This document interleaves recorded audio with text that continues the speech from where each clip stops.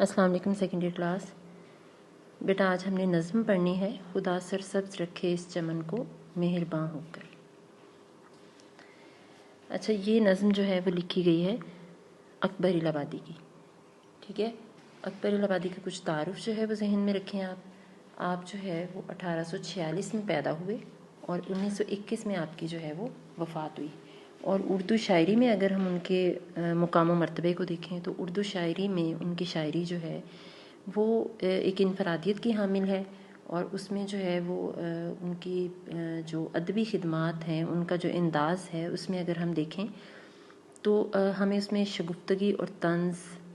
نظر آتا ہے. کہ یعنی وہ ایسے نہیں کہ وہ جو بات، جو نقطہ نظر، جو ان کی سوچ تھی وہ اس کو لے کر چلتے ہیں، چاہے ارباب اختیار ہوں، چاہے کوئی بھی ہو. ان کا نقطہ نظر جو تھا، اگر انگریز ہے تو وہ اس کے اوپر بھی جو ہے وہ اس کے جو غلط اقدامات ہیں اس کے اوپر آواز اٹھانے والے تھے. ایک ایسے انسان تھے آپ کہ آپ جو ہیں ان کی جو شاعری ہے اس کے اندر ہم ان کی شخصیت، ان کی سوچ اور ان کی فکر کو دیکھ سکتے ہیں. اور انہوں نے اردو شاعری میں جو ہے وہ ایک نئی طرز دی، ایک نیا انداز اختیار کیا آپ نے. پھر ہم دیکھتے ہیں کہ اکبر الہ آبادی جو ہیں وہ جیسے سر سید اور حالی جو ہیں وہ اپنی قوم کا درد اپنے دل میں رکھتے تھے. ان کے اندر ملی جذبات تھے. ان کے اندر مسلمان قوم کی جو مسلمان قوم بے سمتی کا شکار تھی، اور ان کو جو ہے وہ اس وقت ان کے خیالات کے ذریعے سے جو ہے وہ ان کو مجتمع کرنا، ان کو اکٹھا کرنا. تو آپ کے بھی جذبات جو تھے وہ اپنی قوم کے ساتھ جو ہے وہ بہت ملی رہے، بہت حب الوطنی کے جذبات بھی رہے. اور آپ کو اگر ہم دیکھیں تو آپ کو اقبال بھی ایک استاد شاعر مانتے تھے. آپ کی شاعری میں اس حد تک انفرادیت تھی، آپ کے انداز کے اندر اس حد تک انفرادیت تھی کہ علامہ اقبال جیسے جو بہت بڑے شاعر تھے، آپ بھی ان کے اسلوب کو جو ہے وہ ان کے جو انداز تھا اس کو پسند کرتے تھے. پھر ہم دیکھتے ہیں کہ آپ انگریزوں کی جو تہذیب تھی اس سے بیزار بھی نظر آتے تھے. اور بلا شبہ ایسا ہوا کہ آپ اس بیزاری کا اظہار بھی گاہے بگاہے کرتے رہتے تھے. اور انگریزوں نے آپ کو خطاب بھی دیا، خان بہادر کو آپ کو خطاب دیا، لیکن پھر بھی آپ انگریزوں کی جو ہے وہ خوشامد، ان کی مطلب انگریز پرست آپ جو ہے وہ نہیں تھے. اور آپ کو اس چیز کا خدشہ تھا، وہ یہ نہیں چاہتے تھے کہ انگریزوں کی جو ظاہری ایک چمک دمک ہے، جیسے ہم اقبال کے نقطہ نظر میں بھی دیکھ سکتے ہیں، اقبال کی جو شاعری کا فلسفہ ہے ہم جیسے اس میں دیکھتے ہیں، ویسے ہی اس میں بھی اکبر الہ آبادی جو تھے وہ یہ نہیں چاہتے تھے کہ انگریز جو ہے ان کی ظاہریت سے جو ہے وہ ہماری قوم متاثر ہو، اور ہم جو ہے وہ اپنی ایک جو یکجہتی ہے، جو غیرت و حمیت ہے، ہم اس کو بالکل جو ہے اس سے غافل ہو جائیں. آپ اپنی قوم کو حالی کی طرح، سر سید کی طرح اپنے قدموں پہ مضبوطی کے ساتھ کھڑے ہوتے ہوئے دیکھنا چاہتے تھے، ان کے لیے دعا کرتے تھے. اور آپ کی سوچ جو تھی وہ اپنی قوم کو ایک بہت قوی قوم کی صورت میں، بہت مضبوط عزائم کے ساتھ جو ہے اپنی قوم کو آگے بڑھتا ہوا آپ دیکھنا چاہتے تھے. اور یہ ان کی ایک انفرادیت تھی کہ آپ بھی کبھی طنز کی صورت میں، کبھی مزاح کی صورت میں، کبھی بہت شگفتگی کے انداز میں آپ مسلمان قوم کو جھنجھوڑتے ہوئے جو ہے وہ نظر آتے تھے اپنی شاعری کے. اب آ جاتے ہیں ہمیں اس نظم کی طرف کہ یہ نظم جو ہے، جیسے میں نے پہلے بھی جب اکبر الہ آبادی کا تعارف کروایا اس میں بھی ہم نے اس چیز کو ذہن میں رکھا کہ وہ ایک دعائیہ انداز ان کا تھا. وہ اپنی قوم کے لیے دعا کرتے تھے، اپنی قوم کو جگاتے رہتے تھے، جھنجھوڑتے رہتے تھے. تو اس نظم کو اگر ہم دیکھیں تو یہ نظم جو ہے وہ منفرد اس حوالے سے ہے کہ ہم یہ کہیں گے یہ نظم ایک خاص مقام اس صورت میں رکھتی ہے کہ اکبر الہ آبادی کی نے جو ہے وہ اس کا کوئی نام نہیں رکھا تھا، کوئی نام انہوں نے تجویز نہیں کیا تھا، بلکہ انہوں نے جو ہے وہ یہ نظم جو تھی وہ ان کی کلیات اکبر میں سے لی گئی. اور اس نظم میں بھی ہم دیکھتے ہیں کہ وہ جو امت مسلمہ ہیں، مسلمانوں کی جو امت تھی، ان کی تڑپ کے لیے عام طور پہ کہا جاتا ہے کہ یہ ہمارے پاکستان کے حوالے سے ایک دعا ہے. ہم اس کو منسوب کر سکتے ہیں ان خیالات کو آج کے دور کے ساتھ بھی، لیکن یہ نظم جو ہے وہ امت مسلمہ کی وحدت کی تڑپ کی صورت میں جو ہے وہ انہوں نے لکھی تھی. اور یہ ایک دعائیہ نظم تھی اور یہ ان کے کلیات میں بغیر کسی نام کے شامل ہوئی. پھر بعد میں ان کے جو مرتبین تھے انہوں نے اس نظم کو جو ہے وہ اس کے نام دے دیا اور اس کے آخری جو ہے وہ مصرے کو لے کر اور اس کا جو ہے وہ عنوان تجویز کر دیا، خدا سرسبز رکھے اس چمن کو مہرباں ہو کر۔ اچھا، اب ہم آ جاتے ہیں اس بند کی، کوئی بہت زیادہ لمبی نظم نہیں ہے، ٹھیک ہے، اس کو 2 بند میں تقسیم کر دیا گیا۔ پہلا بند جو ہے، بہار آئی کھلے گل زیب صحن بوستاں ہو کر، انادل نے مچائی دھوم سرگرم فغاں ہو کر، بچھا فرش زمرد اہتمام سبزہ تر میں، چلی مستانہ وش باد صبا عنبر فشاں ہو کر، عروج نشۂ نشو نما سے ڈالیاں جھومی، ترانے گائے مرغان چمن نے شادماں ہو کر۔ اب اس میں اگر ہم دیکھتے ہیں تو اب پورا جو اس کے پورا بند ہے، اس کے اندر میں آپ کو کچھ توضیحی نکات بتا دیتی ہوں جس میں پورا بند آپ کو سمجھ میں آ جائے گا۔ اب آپ یہ دیکھیں، اس کے اندر گل پھولوں کی ذکر کی ہے، بلبلوں کا ذکر ہے، بہار کے موسم کا ذکر ہے، سبزے کا ذکر ہے، خوشبوئیں ہیں، باد صبا ہے، ڈالیوں کا جھومنا ہے، پھر مرغان چمن کے جو نغمے ہیں اس میں اس کا ذکر ہے، شادمانی کا ذکر ہے۔ آپ یہ دیکھو، یہ جتنی علامتیں، جتنی چیزیں اس بند میں سے اٹھائی گئی ہیں وہ ساری کی ساری جو کیا ہے، ہمارے سامنے ایک منظر کشی پیش کرتی ہیں۔ یہ میں نے جو نکات اس کے لکھے نا، توضیحی نکات، آپ اس کو ساتھ میں دیکھ بھی رہے ہوں گے۔ منظر کشی ہے، جزیات نگاری ہے۔ آپ یہ دیکھیں، اس کے اندر چھوٹی چھوٹی چیزیں، پھول ہے، کلیاں ہیں، ڈالیاں ہیں، شگفتگی ہے، خوبصورتی ہے، موسم کی رنگینی ہے، دلکشی ہے، یہ ساری چیزوں میں اتنے خوبصورت الفاظ میں پھر اس کے بعد بہار کا ایک تعلق ہے بلبل کے ساتھ، تو اس میں انادل کا ذکر ہے، پھر اس کے اندر شادمانی کا ذکر ہے، مرغان چمن جو ہے وہ بہار کے جوبن کو دیکھ کے، اس کی خوبصورتی کو دیکھ کے، پھولوں کی جو رنگینی ہے، پھولوں کی جو شگفتگی ہے، وہ اس کو دیکھتے ہیں، اس ٹھنڈک کو، تراوت کو محسوس کرتے ہیں جب وہ بھی بہت خوشی کے نغمے گاتے ہیں۔ تو اس پورے بند کے اندر اگر ہم دیکھیں گے تو اس میں بہار کے موسم کی خوبصورتی، اس کی دلکشی، اس کی رنگینی، پھولوں کے رنگ برنگ ہونا، ان کے تر و تازہ ہونے، ان کی شگفتگی، ان کی تراوت، ان سب کی منظر کشی ہے، کیونکہ منظر یہاں بہار کے منظر کا عکس ہے۔ اور منظر ہمیشہ، میں نے منظر کشی کے ساتھ ایک جزیات نگاری، منظر اس وقت واضح ہوتا ہے جب مختلف قسم کے جزیات جو ہیں وہ مل کر آپ کے سامنے ایک عکس پیش کر دیتے ہیں۔ ہم کہتے ہیں نا، یہ سین بہت خوبصورت ہے، اس سین میں آپ جو جو کچھ دیکھ رہے ہوتے ہو وہ ساری چیزیں ہی اپنی اپنی جگہ پر وضاحت دے رہی ہوتی ہیں، اس منظر کی دلکشی کو بڑھا رہی ہوتی ہیں، اس کا ایک ایک جز اتنا قیمتی ہوتا ہے، وہ مل کے ایک منظر کو جو ہے وہ خوبصورت کر دیتا ہے۔ تو اس بند کے اندر جو ہے ہم یہ دیکھتے ہیں کہ اس کے اندر بھی زمرد کا فرش ہے، سبزہ ہے، رنگینی ہے، پھر اس کے بعد مختلف قسم کے مرغان کا، انادل کا، ان پرندوں کا ذکر کیا گیا جو اس بہار کے موسم میں جو ہے وہ بہار کی رنگینی کی خوشی منا رہی ہیں۔ ٹھیک ہے، پھر اس میں کچھ اور نکات ہیں، بالکل آپ ان کو جب سمجھ لو گے تو آپ کو اندازہ ہو جائے گا۔ اچھا، باد صبا جو ہے وہ ٹھنڈک اور اس میں جو ہے وہ خوبصورت مہک جو ہے وہ بکھیرتی ہوئی نظر آتی ہے، اور اس میں جو ہے وہ ہم یہ دیکھتے ہیں کہ سبزہ، ٹھیک ہے، وہ بھی اپنے جوبن پر ہے، اس کا جو ہے وہ فرش، ہر طرف ایک زمرد کا فرش بچھا ہوا ہے، اور بلبل کا شور ہے، یعنی کہ اس میں بہار کے موسم کے ساتھ جو ہے وہ اس کے اندر ہم یہ دیکھتے ہیں کہ ایک خوشی ہے، اور بلبل جو ہے وہ شادمانی کا اظہار کرتا ہے، وہ اس رنگینی سے جو ہے وہ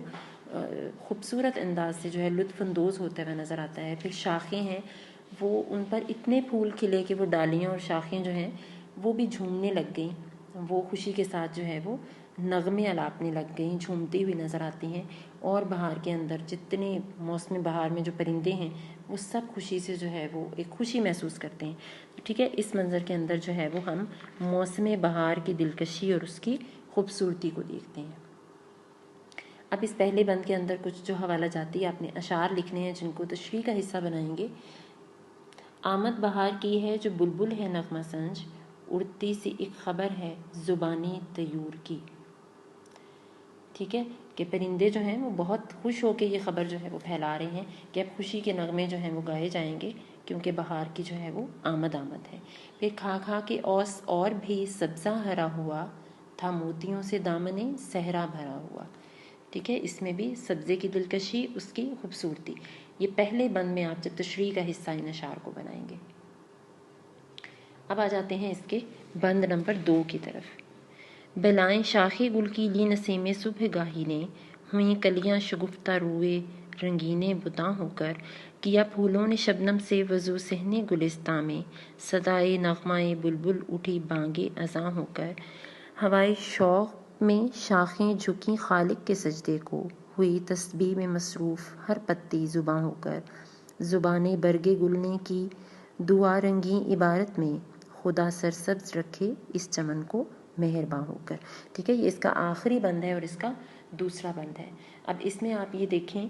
کہ جو شاخ گل ہے یعنی کہ پھول کی جو شاخیں ہیں، اس کو بھی اگر ہم دیکھیں تو ہمیں لگتا ہے کہ جو باد صبا ہے، جو صبح کی ٹھنڈی چلنے والی ہوا ہے، اس کے اندر ایک تازگی ہے، ایک ٹھنڈک ہے.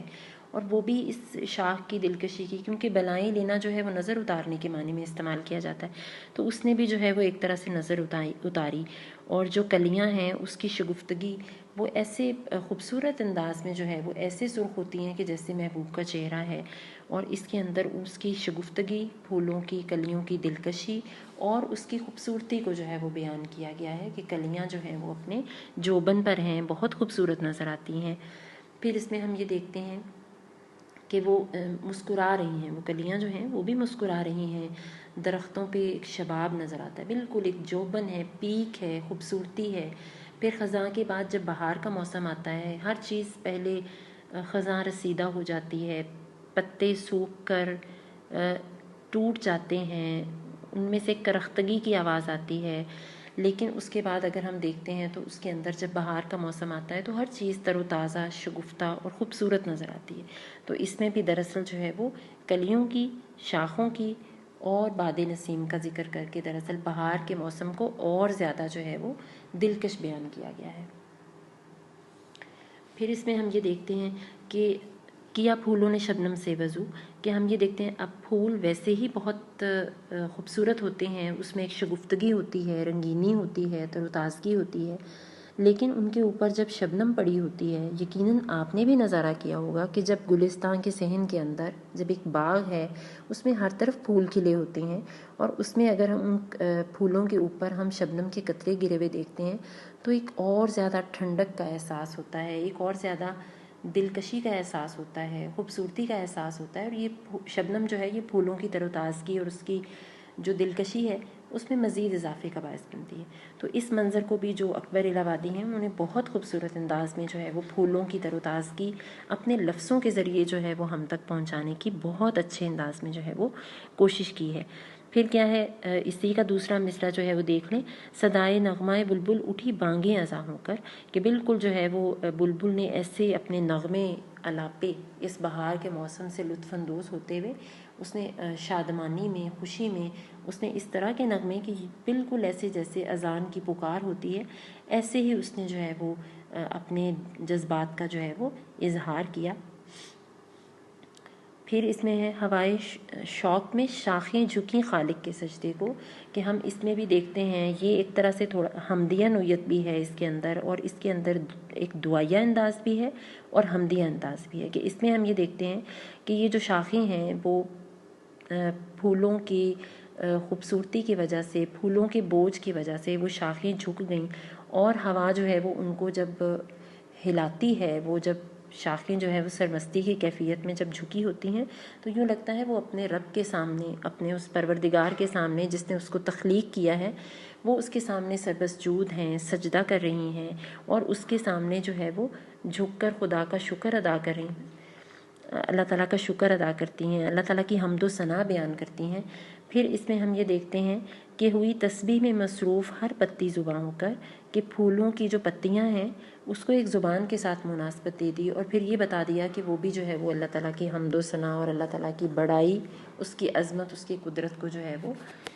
اس کا اظہار کرتی ہیں. اور یوں لگتا ہے کہ جیسے شبنم کے ذریعے سے کیا کیا کہ پھولوں نے جو ہے وہ ایک طرح سے وضو کیا، اور پھر اس کے بعد جو ہے وہ اللہ تعالیٰ کی بڑائی اور اس کی عظمت کے نغمے گانے لگی، اللہ تعالیٰ کی حمد و ثنا کرنے لگی، اللہ تعالیٰ کے سامنے سجدے کرنے لگی، اور ہر پتی جو ہے وہ ایک زبان کی صورت میں جو ہے وہ اللہ تعالیٰ کی تسبیح بیان کرتی ہوئی ہمیں نظر آتی ہے۔ پھر اس میں ہم یہ دیکھتے ہیں کہ اس میں اللہ تعالیٰ جو ہے وہ اس میں وہ اظہار کرتے ہیں کہ زبان برگ گل، کہ اب جو ہے وہ پھول کے ایک ایک پتے اور درخت کے ایک ایک پتے نے جو ہے وہ اپنی زبان سے اس رنگینی کی، یہ جو چمن اور گلستان جو ہے وہ آباد رہا، اور اس کے اندر جو ہے وہ خوبصورتی ہے، دلکشی ہے، اور اس کا جو تخلیق کرنے والا ہے، اس کا جو خالق ہے، یعنی کہ یہ سب چیزیں، چاہے وہ پھول کی پتی ہو، چاہے وہ درخت کی پتے ہوں، چاہے وہ شاخیں ہوں، چاہے وہ پھولوں کے اوپر پڑی شبنم ہو، ہر چیز کو اس نے جو ہے وہ اللہ تعالیٰ کے ساتھ ایک مناسبت دے دی، اللہ تعالیٰ کی بڑائی، اللہ تعالیٰ کی کاریگری کے ساتھ اس نے ایک مناسبت دے دی، اور اس کو جو ہے وہ یہ کہا کہ وہ اپنے بنانے والے خالق وہ ہے جو کہ تخلیق کرتا ہے، اور بلا شبہ وہ ذات جو ہے وہ اللہ تعالیٰ کی ہے کہ اس نے جو ہے وہ اپنے خالق کے سامنے سجدہ ریز ہوئے اور اس کی بڑائی کو جو ہے وہ مانا کہ اس نے یہ موسم بہار کی دلکشی میں اپنی قدرت دکھائی ہے، اپنی عظمت دکھائی ہے، اور پھر وہ یہ کہتا ہے کہ اب کیا ہے، نہ صرف یہ کہ میری زبان، بلکہ درختوں کے پتوں کو بھی اگر زبان کی صورت دے دی جائے، پھول کی جو پنکھڑیاں ہیں، پھول کی جو پتیاں ہیں، اگر اس کو بھی کہا جائے کہ ہر پتی جو ہے وہ زبان ہے، تو ان سب نے یک زبان ہو کر جو ہے ایک یہ دعا کی، اور وہ دعا کیا تھی جو اس نظم کا عنوان ہے، ٹھیک ہے، پھر وہ اس کا دعائیہ انداز ہے، اور وہ دعا کیا ہے کہ خدا سرسبز رکھے اس چمن کو مہرباں ہو کر، یعنی یہاں پر وہ تمام سب مل کر اپنے دل کی سچائیوں کے ساتھ اس چیز کی دعا کرتے ہوئے نظر آتے ہیں کہ اللہ تعالیٰ نے جو ہے وہ امت مسلمہ کو ہمیشہ شاد اور آباد رکھے، اور اس کو ہمیشہ قائم و دائم رکھے، اس پر کبھی کوئی مشکل وقت نہ آئے، کبھی کوئی مشکل گھڑی نہ آئے، اور یہ ہمیشہ شاد و آباد جو ہے وہ رہے۔ تو اس میں ایک دعائیہ انداز ہے، یہ دعا ہم اب بھی کر سکتے ہیں اپنے وطن عزیز کے لیے، یہ دعا اس وقت بھی جو امت مسلمہ کی وحدت کے لیے، ان کی عظمت کے لیے، ان کے عروج کے لیے جو ہے وہ اکبر الآبادی کے بلا شبہ دل سے نکلی یہ دعا۔ تو بہت خوبصورت نظم، بہت خوبصورت اس کے اندر پیغام، اور بہت اچھی اس کی جو ہے وہ منظر کشی، اور مقصد بھی بہت اچھا ہے اس کا۔ اچھا، اب اس میں آپ نے دوسرے بند میں چند حوالہ جاتی اشعار ہیں۔ چلتے ہو تو چمن کو چلیے، سنتے ہیں کہ بہاراں ہے، پات ہرے ہیں، پھول کھلے ہیں، کم کم بادو باراں ہیں، یعنی کہ اس میں بھی بہار کے موسم کی، پھولوں کی، پتوں کی اور بادلوں کی، ہر چیز کا جو ہے وہ اس کے اندر دلکشی اور خوبصورتی ہے۔ پھر اس میں ہم یہ دیکھتے ہیں، ہوا بھی خوشگوار ہے، گلوں پہ بھی نکھار ہے، ترنم ہزار ہے، بہار پر بہار ہے، اس میں بھی بہار کے موسم کی خوبصورتی اور دلکشی کا ذکر ہے اس کے اندر۔ ٹھیک ہے بیٹا، آپ نے اچھے طریقے سے اس کی تشریح کو سمجھ کے اور اس کو جو ہے وہ یاد کرنا ہے، اور اس کا جو دوسرا بند ہے وہ لکھ کے آپ نے مجھے بھیجنا ہے اس کی تشریح۔ اللہ حافظ۔